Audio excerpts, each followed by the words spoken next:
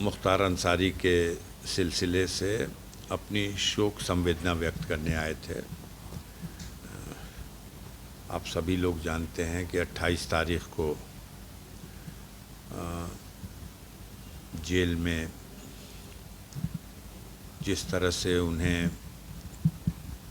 पहले जहर दिया गया और फिर उनके इलाज में कोताही और जानबूझ करके ऐसी परिस्थितियाँ पैदा की गई कि उनकी मौत हुई।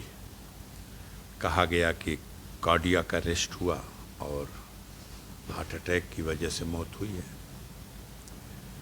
जो विशेषज्ञ हैं प्रयोगशालाओं में जब इस सवाल पे बात किया गया कि पोस्टमार्टम के समय मुख्तार अंसारी का हार्ट उसका कलर पीला था, तो बिल्कुल स्पष्ट रूप से आपके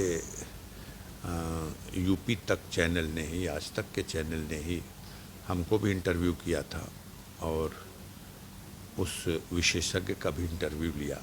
उन्होंने बताया कि कैसे जब किसी व्यक्ति को स्लो पॉइजन दे दिया जाए या वो खुद खा ले या कोई उसको खिला दे तो ज़रूरत से ज़्यादा मात्रा में कोलेस्ट्रॉल बनने लगता है और ऐसी दशा में हार्ट के ऊपर एक पीले रंग की परत जम जाती है और हार्ट का रंग पीला नहीं होता, वो उसी हाई कोलेस्ट्रॉल की वजह से हार्ट के ऊपर की परत पीले रंग की हो जाती है और इस दशा में वो कार्डियक अरेस्ट हो जाता है और उसका निधन हो जाता है। इसमें राष्ट्रीय अध्यक्ष से आपने कुछ स्तरीय जांच की मांग की है परिवार वालों ने, आप लोगों ने? देखिए, परिवार तो ये बात जब कह रहा है कि उनकी मौत अस्वाभाविक है और सुनियोजित हत्या की गई है, तो जाहिर सी बात है जब हम आरोप कर रहे हैं, लगा रहे हैं तो हमें,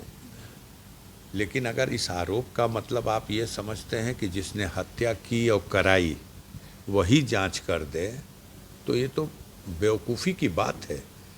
कई लोग पूछ रहे हैं मीडिया के साथी कि वहाँ तो ऑलरेडी जांच हो गई मजिस्ट्रेट की।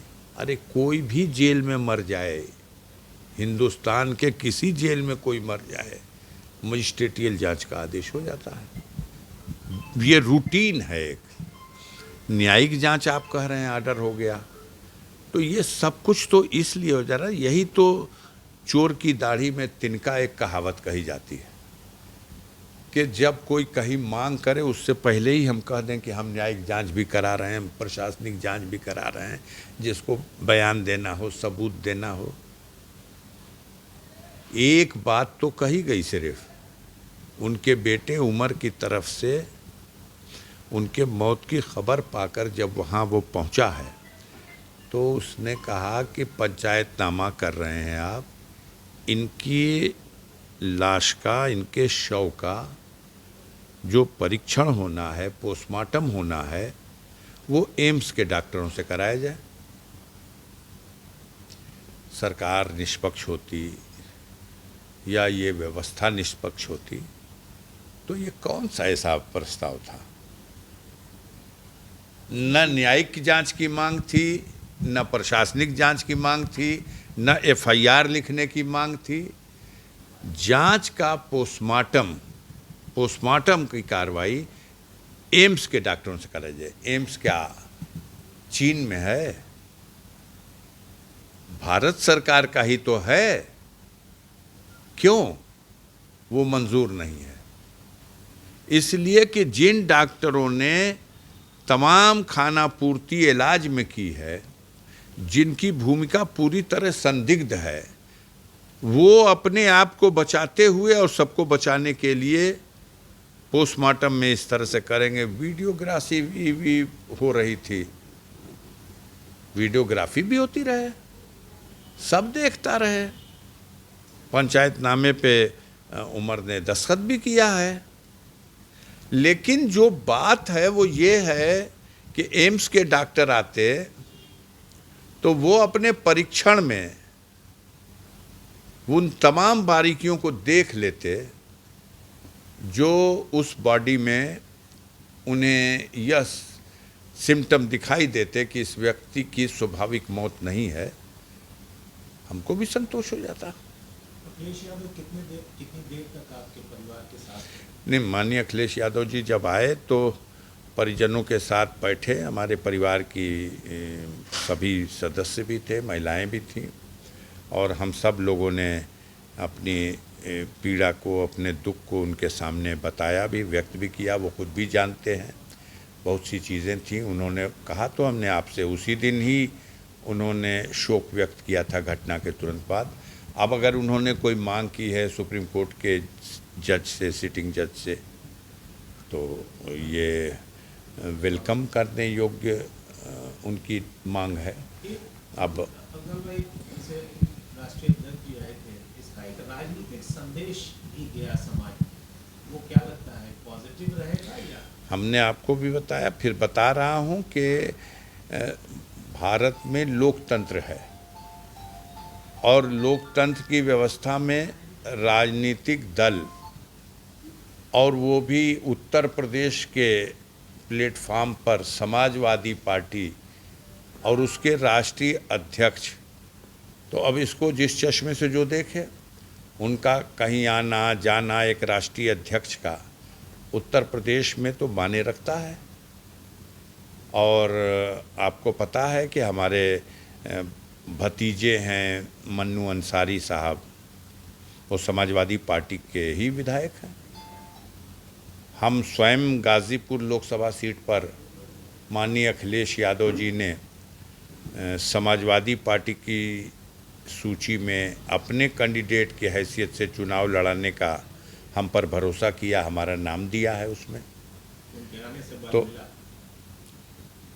भाई ये कैसे, एक तो स्वाभाविक बात है जब उस कोई मुखिया और अपने उस परिवार से, पार्टी भी एक परिवार है, उस परिवार से जुड़ा हुआ कोई व्यक्ति पीड़ित है, दुखी है, और उसके पास वो जाता है, उसे सांत्वना देता है, तो ये तो स्वाभाविक है कि उसको उनके आने से काफ़ी राहत मिली होगी, हिम्मत मिली होगी। बाहर चर्चा है कि असदुद्दीन ओवैसी साहब आए, इसलिए अखिलेश यादव को आना पड़ा।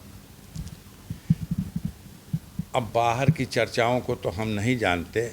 हमने आपकी चर्चा देखी थी कि असदुद्दीन ओवैसी साहब आए थे, अफजाल साहब नहीं मिले। मैं बीमार था, बीमार अब भी हूँ। फ़र्क दोनों के आने में यही था कि एक 1 बजे रात में आया था और एक 1 बजे दिन में आया था। जो 1 बजे दिन में आया था उससे मेरी मुलाकात हुई, और जो 1 बजे रात में आया था, मैं कहा कि मैं बीमार हूँ, मुझ पर गम का पहाड़ टूटा है।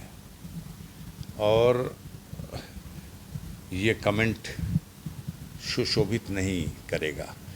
ये भी कहा गया कि आपके बड़े भाई सिबकतुल्ला साहब भी नहीं मिले। तो मैं आपको बताऊं कि मेरे बड़े भाई सोम सलात के पाबंद आदमी हैं।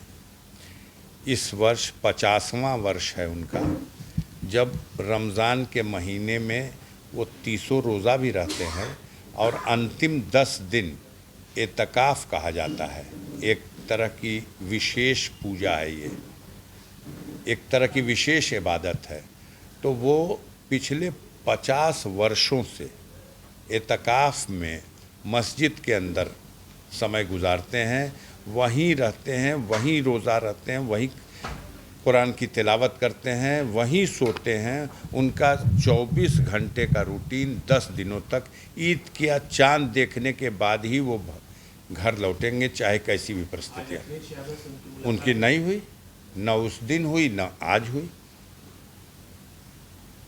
वो पहले तो चले जाते थे मदीना में, मस्जिद नबवी में बरसों बरस एतकाफ़ में रहे। हर साल चले जाते थे, हर साल चले जाते थे। पहले मक्का शरीफ और हरम, जिसे काबा कहते हैं, काबा में भी वो बरसों बरस रहे हैं एतकाफ़ में। वो 10 दिन का समय इस साल यहाँ हैं, और ये वर्ष उनका 50वां वर्ष है एतकाफ़ में बैठने का। तो अब पूरी बात की जानकारी नहीं है, आधी खबर समझ के चलाई जा रही है। अब मैं 10 बजे रात में गोली खा लेता हूँ, इन हालातों में भी 11 बजते बजते सो जाता हूँ, बीमार हूँ। और इस दुख का पहाड़ जब से टूटा है, रातों को नींद नहीं आती, दवाएं खा के सोनी पड़ती। सवाल कि मुख्तार अंसारी की जिस तरह से मौत हुई है, इसका फायदा होगा आपको या नुकसान? अभी सब आप लोग घटाइए बढ़ाइए। मुख्तार अंसारी की मौत हुई है, आपका जो लाइसेंस दिया हुआ था, मुख्तार अंसारी माफिया है, उस लाइसेंस का जनता रिन्यूअल कर रही है कि उस लाइसेंस को जनता खारिज कर रही है। हमारा कहना है कि भारतीय मीडिया को समीक्षा करनी चाहिए अपनी रिपोर्टिंग पर, जिसने दसियों साल से मुख्तार का सिर्फ एक पक्षीय माफिया माफिया माफिया माफिया, और हमेशा ये कहा कि इतना मुकदमा जितना उसकी उम्र नहीं, कभी नहीं पूछा या कभी नहीं सोचा या कभी नहीं इसकी समीक्षा किया। अब वो मर चुका है, अब तो समीक्षा कर लो, प्रायश्चित हो जाएगा। ये समीक्षा कर लो, 25 अक्टूबर 2005 को मुख्तार जेल गए थे, और जिस मुकदमे में जेल गए थे वो मुकदमा छूट चुका है। अब बताओ, इस 18.5 साल के पीरियड में मुख्तार के खिलाफ, अगर हमारे पास गिनती नहीं है, आपके पास होगी, 40 है, 50 है, 60 है, 65 है, 70 है, जितने मुकदमे हैं, उसमें 95% ऐसे मुकदमे नहीं होंगे जो मुख्तार जेल में है और ज़बरदस्ती शासन प्रशासन और सरकार उसके खिलाफ झूठा मुकदमा लिखाई हो।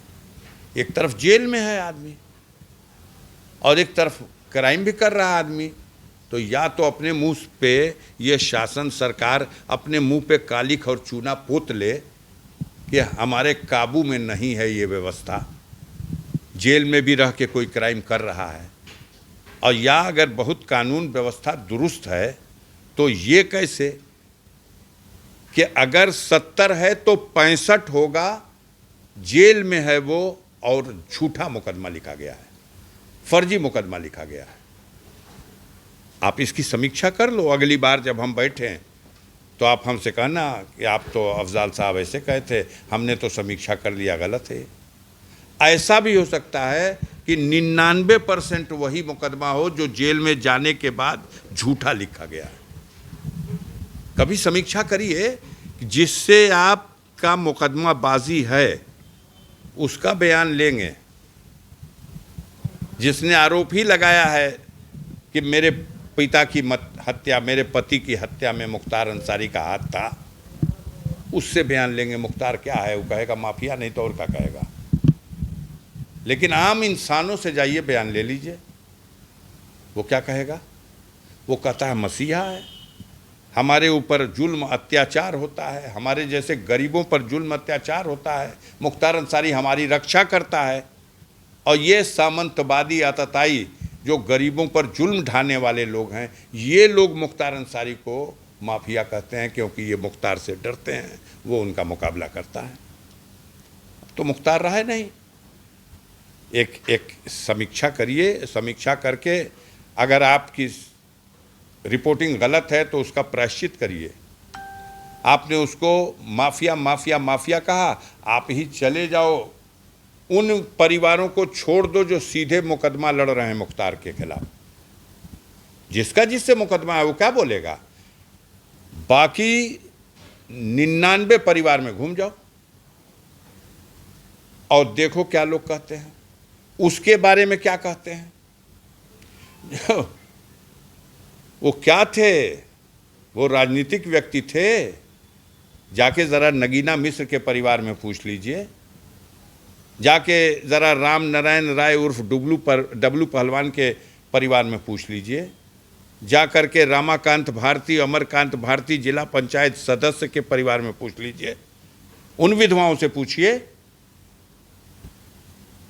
जिनमें नामजद अभियुक्त हैं श्री कृष्णानंद राय।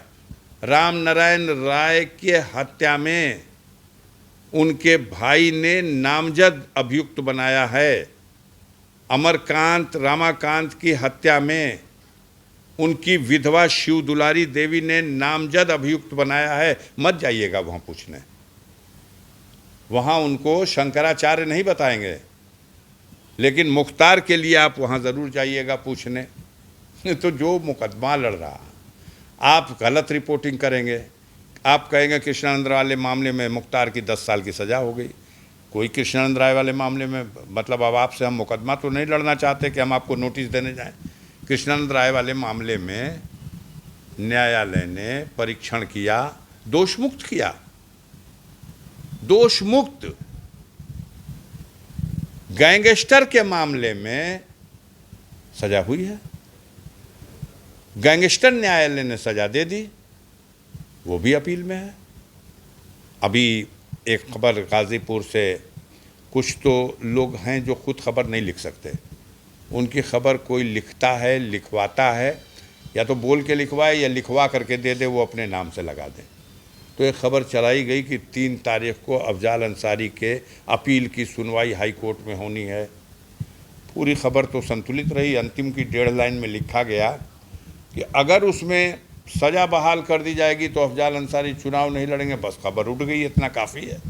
बहुत से लोगों ने पूछा, हमने कहा 3 को मेरा वकील खड़ा हुए थे, नाम बता दिया था। इलाहाबाद हाई कोर्ट के सीनियर वकील हैं गोपाल चतुर्वेदी साहब, कोर्ट से रिक्वेस्ट किए कि सुप्रीम कोर्ट का आदेश है, इसमें कन्विक्शन का आदेश निलंबित किया गया है सज़ा के अपील के निस्तारण होने तक।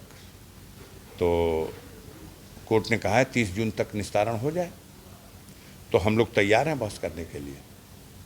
उन्होंने कहा ठीक है, आज तो नहीं, लेकिन अगली डेट जो लग रही है, हम उम्मीद कर रहे हैं, हम भविष्यवाणी नहीं कर रहे हैं। आज 7 हो गई, हो सकता है 10, 11, 12 तक फिर लग जाएगी।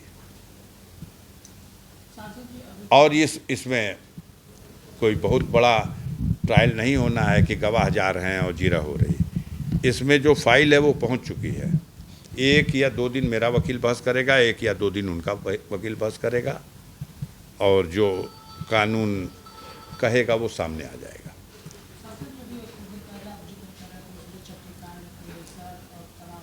हमने ये कहा है, लेकिन हमारी किसी बात को आप कभी माने हैं?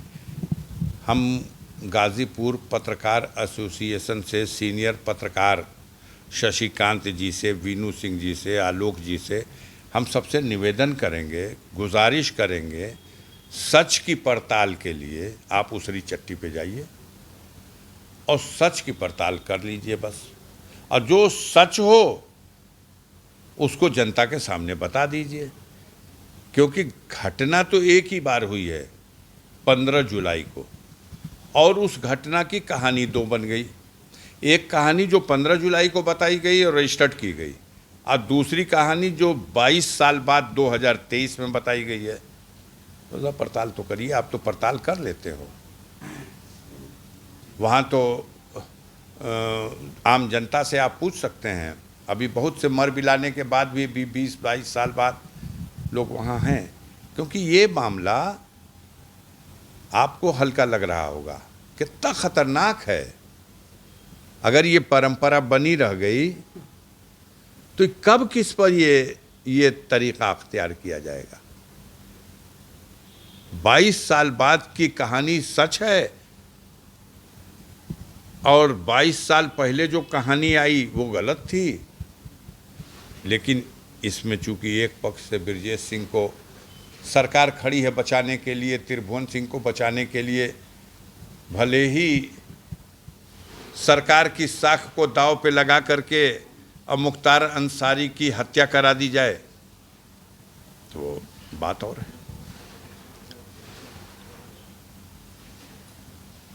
केशव मौर्य ने अभी बयान दिया है मऊ में, हाँ, अखिलेश यादव का आना बहुत गलत है। 16 मुकदमा केशव मौर्य पे रहा है। 16 मुकदमे के मुलजिम हैं, 302 के भी मुलजिम हैं, खुद माफिया हैं, और विधायक का चुनाव भी हार गए। और वो बेशर्म लोग हैं कि हारने के बाद भी पद स्वीकार है, और ऐसे लोग लंबी लंबी बात करते हैं तो क्या करना। नौवा कितना बाल हमार सिरवा में बाबू साहब ये पूछले रहुआ, और नौवा कहले रहे कि बाबू साहब अब अगवे आवता।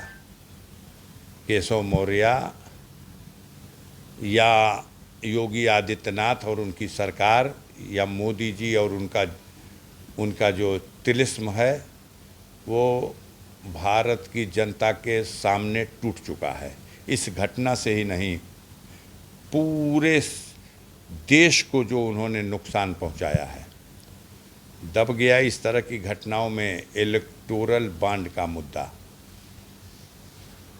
दब गया इस तरह की घटनाओं में जो माननीय सर्वोच्च न्यायालय ने अभी नोटिस जारी करके पूछा है कि क्यों न ईवीएम मशीन और वीवीपैट की निकली हुई पर्ची का 100% मिलान किया जाए।